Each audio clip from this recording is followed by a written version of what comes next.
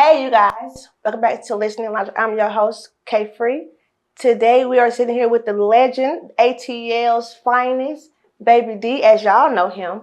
But today, we're going to discuss his new movie, out now on Tubi, The Block Crew. What's up, my boy?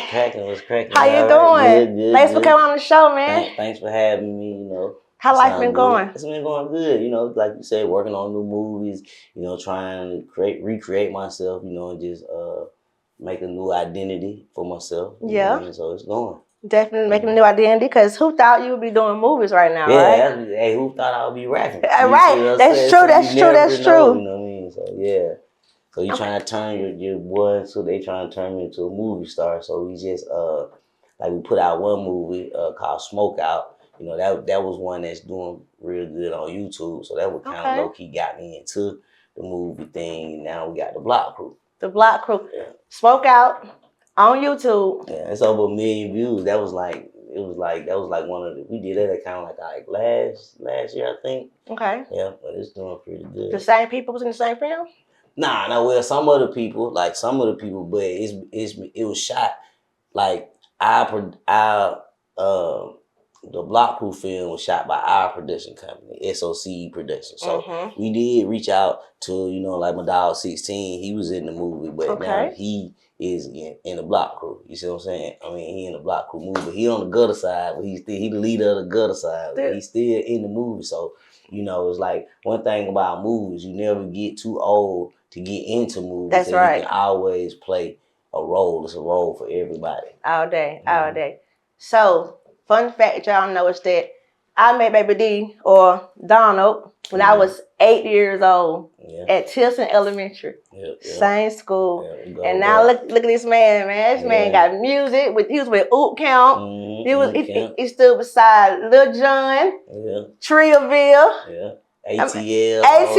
Listen. East side, West side, About Money. Period. Do It. It's like, I had a chance to work with, DJ Oomp, Walk It Out. Yes. Monte, he did the two-step record, and he did the low record for Flow Rider. So, it's been a long time coming, but one thing I learned about being in this industry and just, doing what I'm doing is like at that time we were so young, we didn't even know what we was doing. We was just having fun. Yep. So I realized that if you just put the work in, then the money gonna come.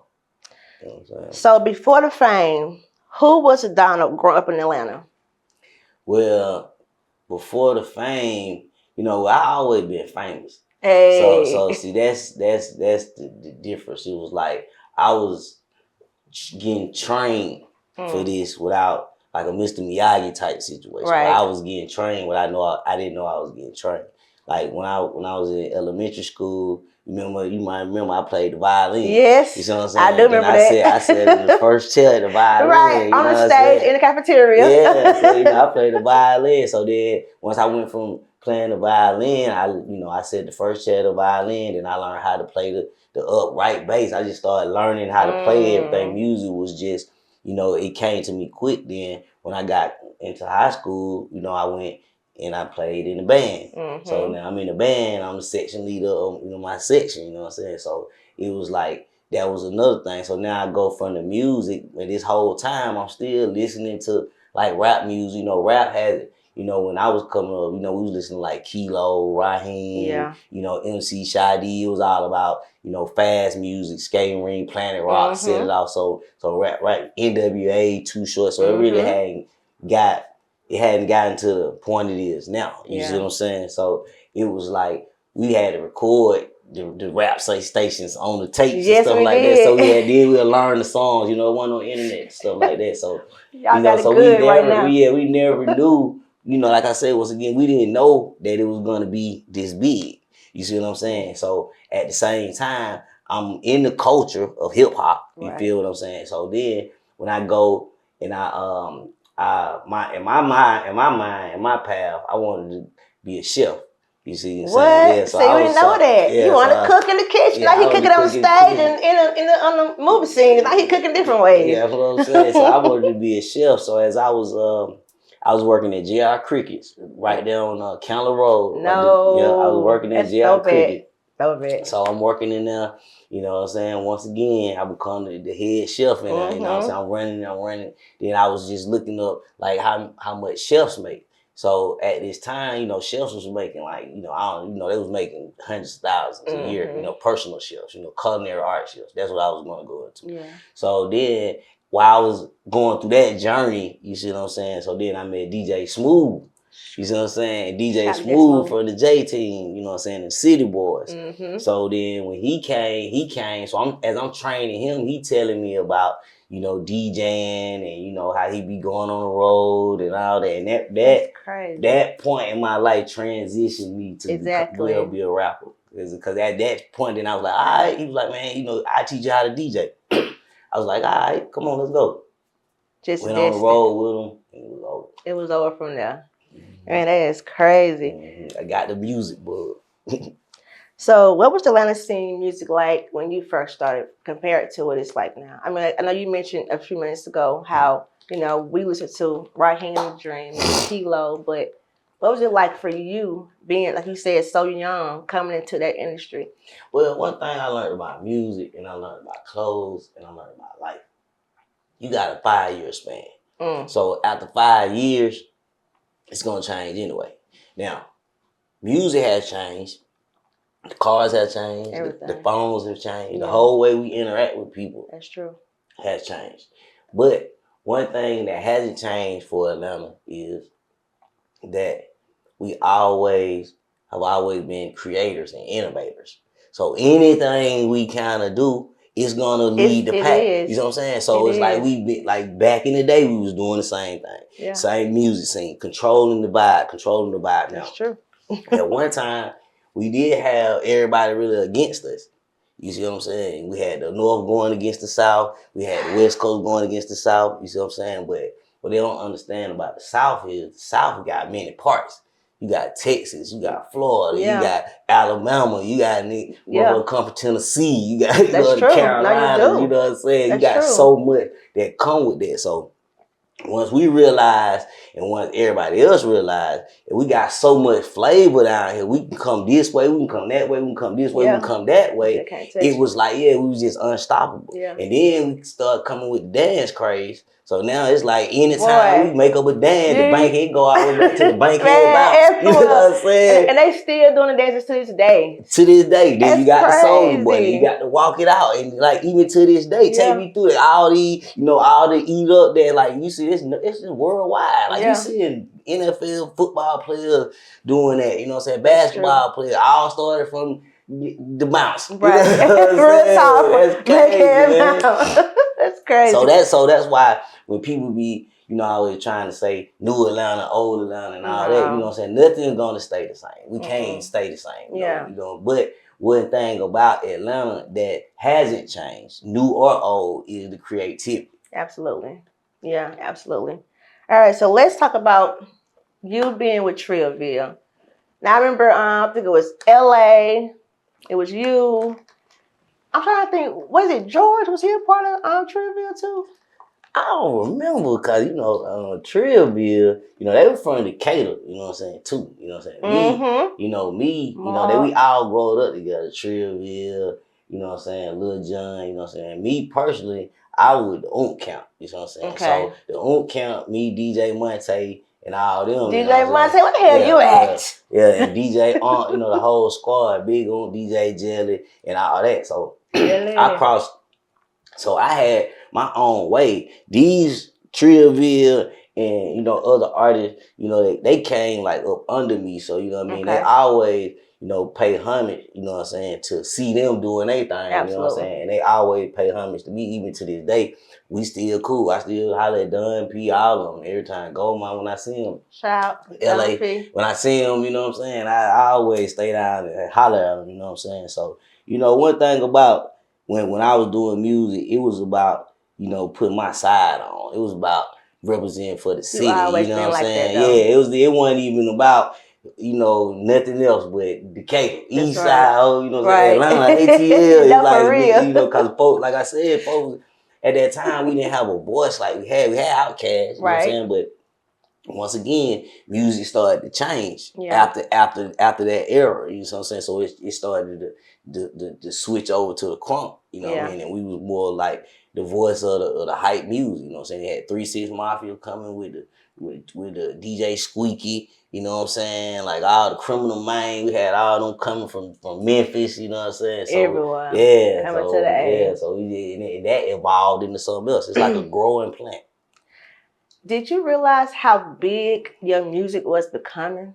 Like at what moment did you say, hold on, my music really is out here, like not just in ATL, it's everywhere now. Well, one thing about me is like my vision is so big to where a lot of folks don't see it. You see what I'm saying? So it's like me, I expected that to happen. You know what I'm saying? Because like I say, with anything that I try to put my hands on, I try to make it legendary. You see what I'm saying? So it was like I didn't know what was gonna happen or how it was gonna happen, but I knew that it was gonna happen. There you see what I'm saying? So that is what, you know, just kept me to keep driving and keep driving me even to now. It's like people want to say, okay, you're a legend, but you know, legends are dead. You see what I'm saying? I still got a lot more stuff I feel like that I can accomplish before you can be like, nah, yeah, he went down in history. You know what I'm saying? That's a good point. He said legends are dead. And that's deep, bro. You're right. He say like, hey, don't kill me, y'all. Yeah, I got more to do. A lot more to go. That's right. You know I love it. Because like you just said, like who would ever thought that the music career would turn me into doing the movies? You see what I'm saying? So that's a next step from, you know what I'm saying? You know, it's a next step up, and then the clothing line. Right. You know what I mean? So it's just all about just getting, you know what I'm saying, more assets than liabilities, you know what I'm saying? So once you got assets and the assets making money for you, and then it's not a like not the bag, like you don't have a lot of baggage, you know what I'm saying? Because everything that you do have is beneficial for what you got going on. Absolutely. So now you've stepped into acting with this new movie out, The Block Crew. How'd you get involved with this film?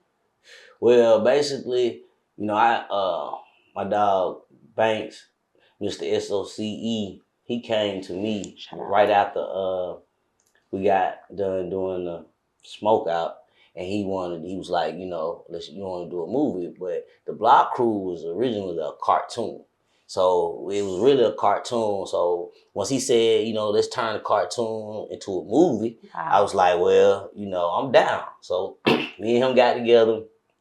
You know what I'm saying? He came up.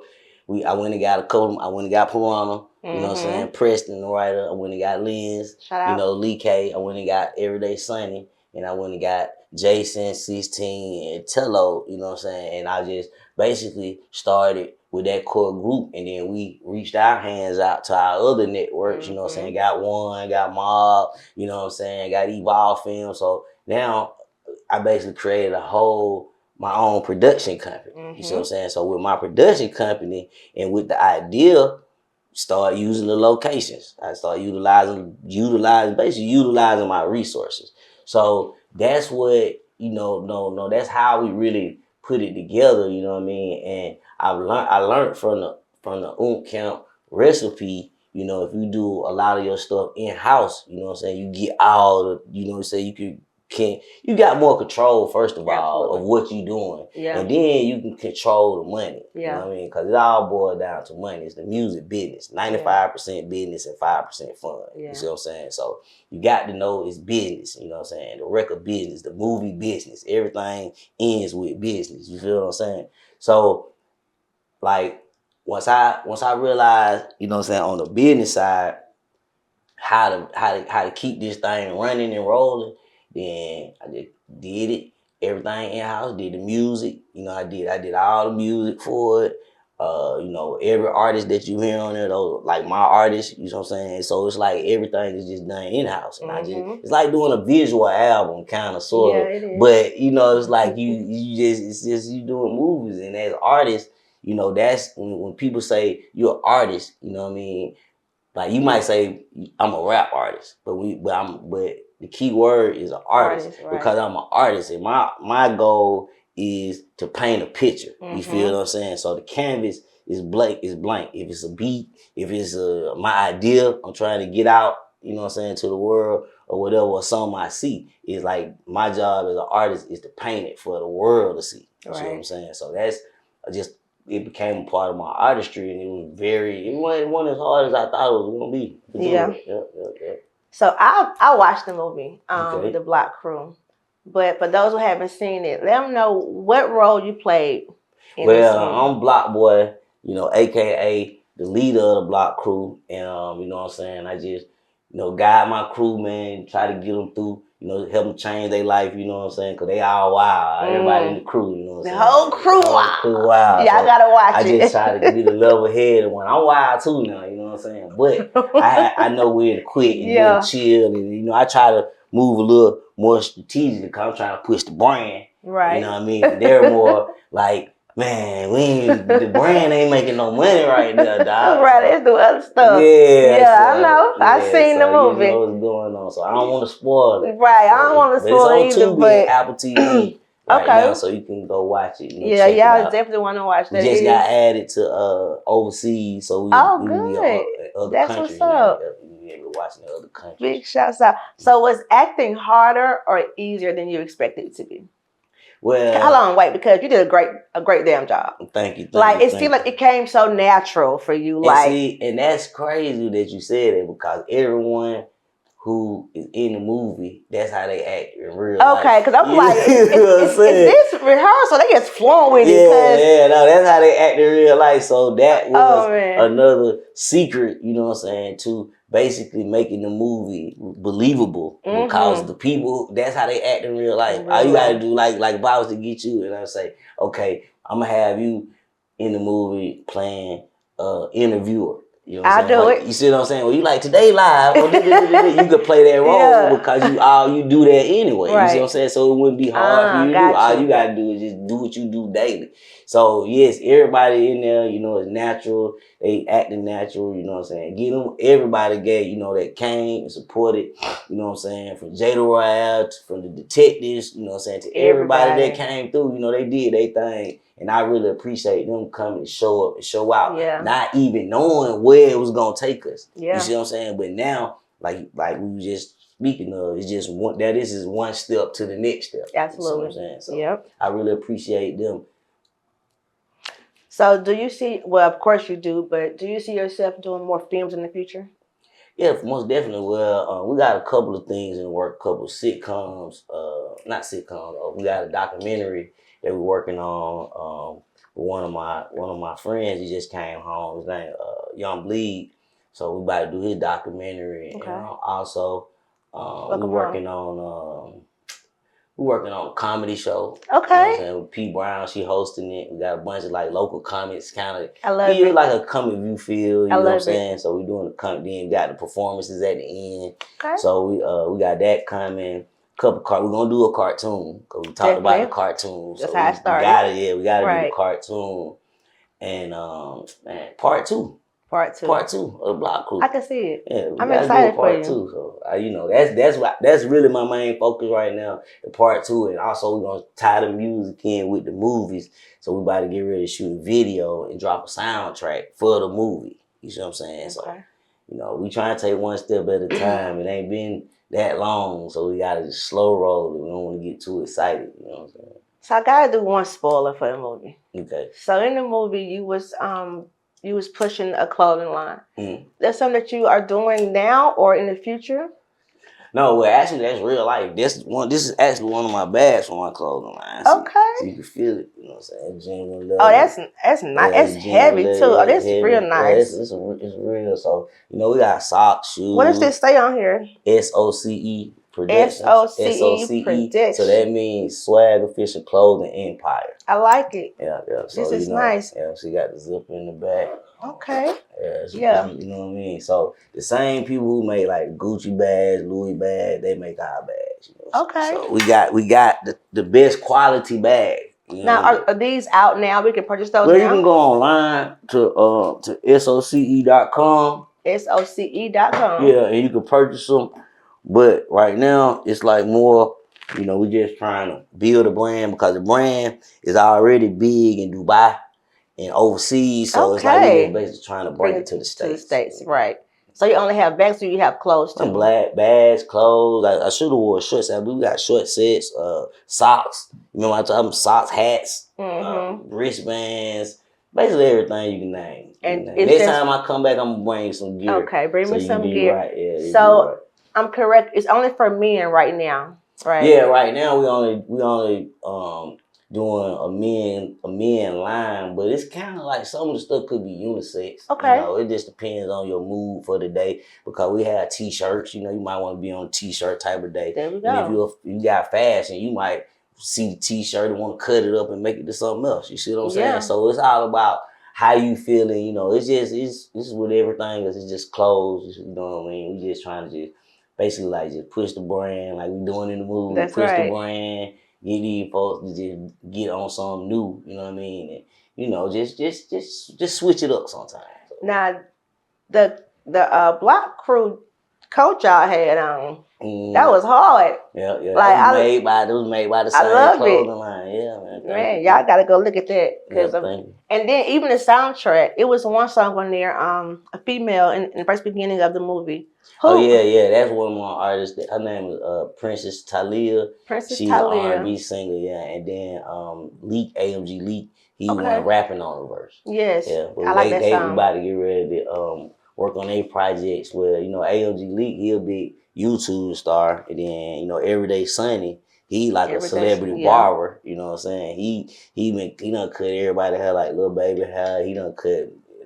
Everybody. Yeah, everybody had, you know, and to this day, he still cut hair, you know what I'm saying? Piranha, you know, he a rapper, you know, he been rapping, you know, big in Augusta, you know what I'm saying? And then Jason, you know, he just Jason, you know, he just do his thing, smart, you know, he went engineer, graduated from college, you know, he just do his thing. That's right. So this casting for this film, was it a private casting? Because I wasn't actually, it was very...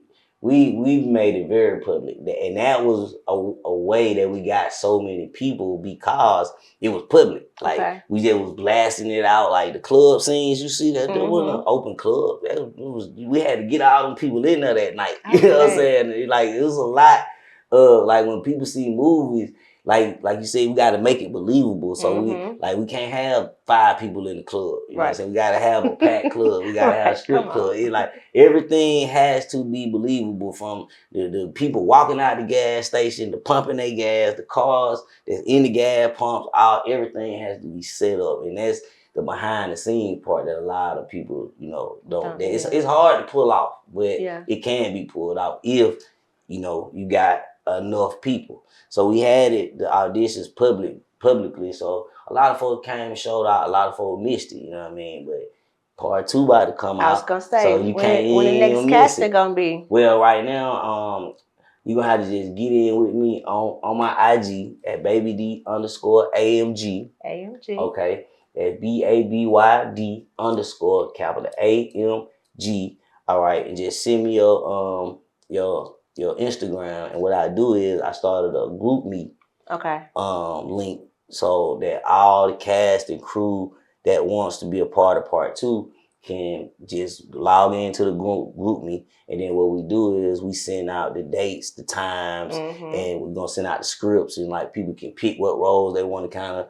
play, or you know stuff like that. They can try out for this role or such. So that's when we're gonna nail it down. But right now we just trying to accumulate people, just get as many people as we can. I ain't audition. I'm saying it right now. Yep. I'm taking the role, okay? Y'all already know. Sunny right there. He's calling. What's up, Everyday Sunny? Yeah, you should have pulled up on us, brother. Yeah, you gonna get him now. That's what's up, man. I'm so happy that you're here today. You have no idea. So, what does success mean to you now compared to when you first got started? Well, success to me, what it means to me now. Yeah, think about that. Since I first got started. Well, you know, when you was young, you probably I'm for the bad, you know what I'm saying? Okay, I'm listening. I'm listening. I'm listening loud, baby. Like Tupac said, give me the money, Hey. want the fame. You see what I'm saying? Facts. So I learned that success ain't always success. Yeah. If you feel what I'm saying. It's like, it's cool to, you know, for everybody to know you and you know, that's cool. You know what I'm saying? But after a while, you know, it comes to, we got to make this make sense. You see what I'm saying? Because everybody knowing me and everybody saying, hey, what's up to you? And, you know, I'm thinking, oh, I'm successful. You know what I mean? Because everybody knows me now. You know what I'm saying? I'm on doing this, and that. But on the back end, you know what I'm saying? It don't make no sense. Then it's like, nah, I don't know. So success means to me, back then, no responsibility. Success now means responsibility. Mm-hmm. You know what I mean? Because you have to, you know, other stuff got to go on. Now. You ain't 18, 17, 18, where you just run around every day, party 4 days straight, no words, no nothing, just go. You see what I'm saying? Like, that was success for me back then. But now, success is being financially stable, being able to do what I want to do, take my folks wherever I want to do, whatever I want to do. You see what I'm saying? So that's where the difference. Respect. I like it. All right, well, you guys, we ain't gonna hold y'all too long. I want to thank Baby D for coming on Listening Lounge podcast. Listening Lounge. Don't forget that y'all can check him out on Apple TV, right? Apple TV and Tubi. The Block Crew. The Block Crew, starring this motherfucker, right? Baby D. Y'all gotta watch. I'm telling you, you don't want to miss it. Shout out also to my media man. I swear I love him. He showed up for me today. .net digital media. I'm sorry, .net digital visuals. You can find him on Instagram as well at They Call Me .net. That's on Instagram. They Call Me .net. Baby D, good seeing you, bro. Always a pleasure. I'm bringing some of that merch back too. Man, please do. I got you. I'm gonna wear it. I got you. You already know. Also, y'all please follow me on the Listening Lounge podcast on Instagram. Also, I am Truth Hurts on Instagram. Peace. ATL. ATL.